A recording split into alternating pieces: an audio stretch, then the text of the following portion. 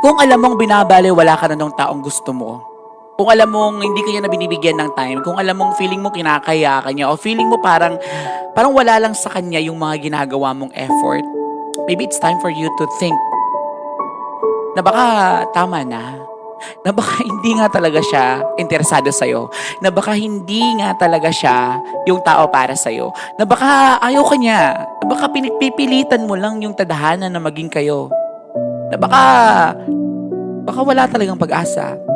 Always remember this. You deserve better at kamahal-mahal ka. Lahat naman tayo, of course. Pero ito yung pinaka dapat mong tandaan. Hindi mo kailangan magmakaawa para ibigay yung pagmamahal, atensyon sa kanya. Dahil una sa lahat, kung mahal ka niya o gusto ka niya, ma-appreciate niya lahat yun. Kaya pumili ka nung taong alam mong ma-appreciate niya yung pagmamahal na meron ka.